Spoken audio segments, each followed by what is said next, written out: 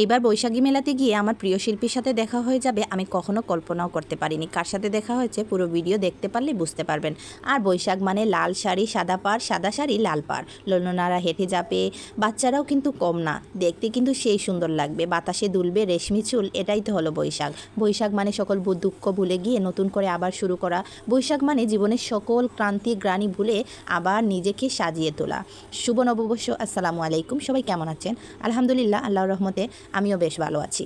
যে কোনো অনুষ্ঠানে আপনাদের ভাইয়া তো এক পা এগিয়ে থাকে ঘুরতে যাওয়ার জন্য। তো আলহামদুলিল্লাহ আপনাদের ভাইয়া কিন্তু আমাদের যে কোনো জায়গায় বললেই ঘুরতে নিয়ে যায় এবং আগে থেকেই ঘোরানোর প্ল্যান থাকে। তো আমার প্রিয় শিল্পীর সাথে পরিচয় করে দিব না? চলেন।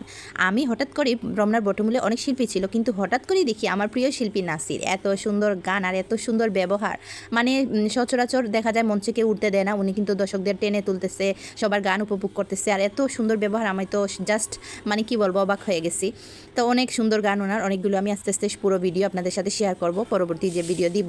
আর রমনার বটমূলে গিয়েছিলাম এইবার, আর এটা তো অনেক বড় জায়গা, এক এক জায়গায় এক একটা মঞ্চ করে বিভিন্ন শিল্পী দিয়ে গান হচ্ছিল। কোনো জায়গায় ফোক গান চলতেছিল, কোনো জায়গায় বাউল গান, কোনো জায়গায় আবার রাঙামাটির যে বৈশিষ্ট্য গানগুলি থাকে ওইগুলি। আর ফাঁকে ফাঁকে আমরা কিন্তু ফটো নিয়েছিলাম সুন্দর সুন্দর। আর ফ্যামিলি ফটো তো ভালোই লাগে। আর এই তো আমাদের সংসার, 2 ছেলে, আমরা হাজব্যান্ড ওয়াইফ। আর এই যে ছোটো ছোটো বাচ্চারা কি সুন্দর সেজেছে, লাল শাড়ি পরেছে। আর মেয়েরা তো কি বলবো, রেশমি চুলে লাল শাড়ি সাদা শাড়ি পরে কি সুন্দর হাঁটতেছে, দেখতে কিন্তু অনেক ভালো লাগছিল।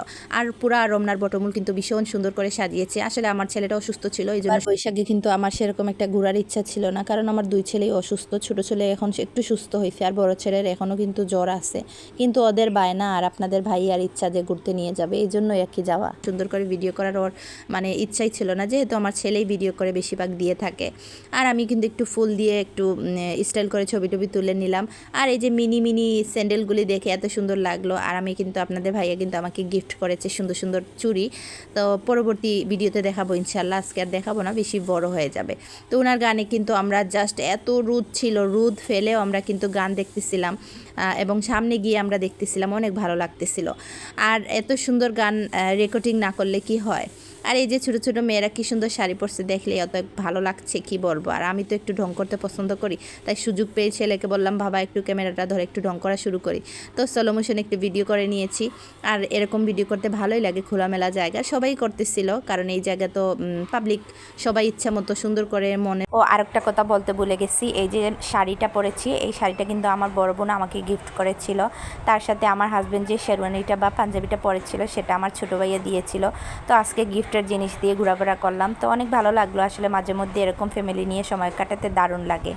একটা সময় আসবে আল্লাহ পাক হয়তো অনেক সম্পদ দিবে, কিন্তু ওই সময় থাকবে না ঘোরাফেরার। আর সময় কাটানো তো আল্লাহ পাকও পছন্দ করেন। তো ভালো থাকবেন। আসসালামু আলাইকুম, শুভ নববর্ষ।